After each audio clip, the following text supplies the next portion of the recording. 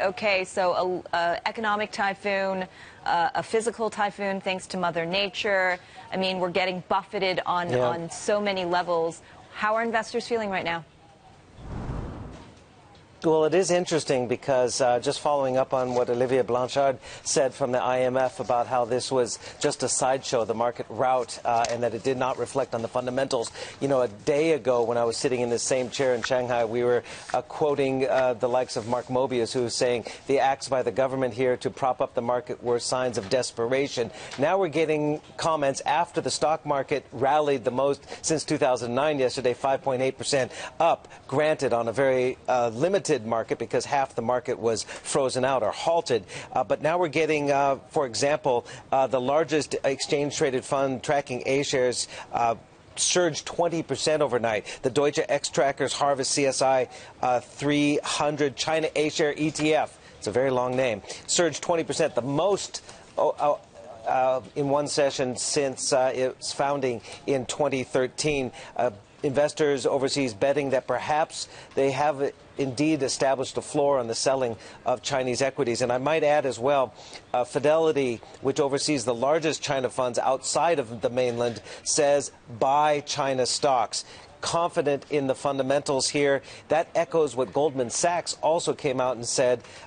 They see the CSI 300, which is the broader index, including both the Shenzhen and Shanghai markets, rallying 27% over the next 12 months. Goldman saying leverage positions aren't big enough to trigger a market collapse. Not everyone agrees, though. Atul Lele of Deltec International says today's short-term rally, that's yesterday, doesn't change our overall negative outlook for China's economy.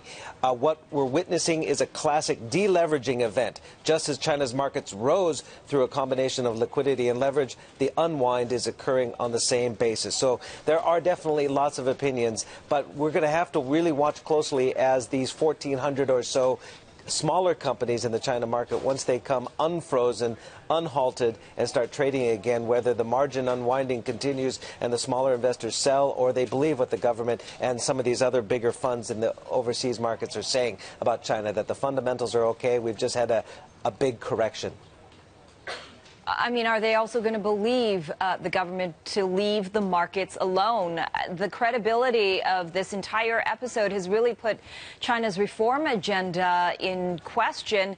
Zhou Shuaochuan, he's been pushing for more market-based economy, but this is what we're seeing right now. Yeah, I mean, there is some misinterpretations of what China does. This is how China operates its financial systems. It's a command and control approach to financial rules, if you will, and even through the reform process. And we've already heard from leaders saying these interventions, if you want to call it that, that might be too strong, but this does not waver their commitment to the financial reforms. Zhou Xiaochuan has been a reformer. He is the one pushing for the elimination of those caps on deposit rates, liberalization of exchange rates altogether, the internationalization of the renminbi. So there might be some more calls from overseas that, or internally, that he's going too fast. But I think China will continue on this reform path. This is a blip.